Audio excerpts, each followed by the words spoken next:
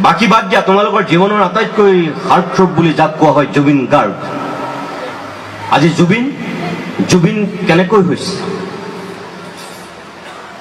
যিজন ছাত্ৰই ফিজিক্সৰ পেপাৰ শ্ৰেণীকোঠাত ফালি পেলাই ওলাই আহিছিল পাৰ্ট 2 পৰীক্ষাত, কেমেষ্ট্ৰি মেজৰ থকা সেই ছাত্ৰজনে ফিজিক্সৰ পৰীক্ষা দিবলৈ পৰীক্ষা হলতেই যেতিয়া ফিজিক্সৰ পেপাৰখন চিৰাচিৰিকৈ ফালি ওলাই আহিছে, তেওঁক কোনে বাৰু ভাল ছাত্ৰ বুলি ক'ব তেতিয়া কোৱা?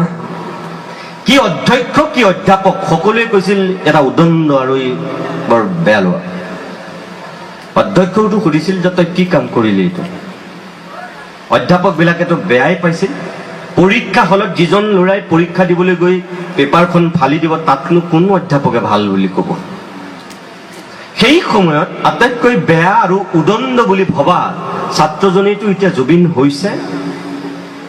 তাৰমানে ফিজিক্স পৰীক্ষা দি থাকোঁতে যিজন ল'ৰাই বুজি পাইছে যে এইবিলাক মোৰ কাম নহয়, মই এইবোৰ কেলে লিখি আছো, কেলে পঢ়ি আছো, কোনে পঢ়ে এইবিলাক, এনেকুৱা বুলি কৈ পেপাৰখন ফালি ওলাই গুচি আহিছে, তেতিয়াতো চবেই বেয়াই পাইছিল জুবিনক। আৰু সেই আণ্ডাৰ গ্ৰেজুৱেট জুবিন এতিয়া তোমাৰ কাৰণে কি হাৰ্টথ্ৰব। পাপন কিমান চোকা, কিমান পঢ়া, কিমান মেধা আছিল পাপন, আমি কিবা গম পাওঁ নেকি? অৰ্থাৎ যাৰ যিটো প্ৰতিভা সেই অনুযায়ী যদি নিজক তুমি লৈ যাব জানা, তেতিয়াহ'লে তুমি চাবা তোমাৰ কাৰণে কৰবাত নহয় কৰবাত জেগা ওলাবই।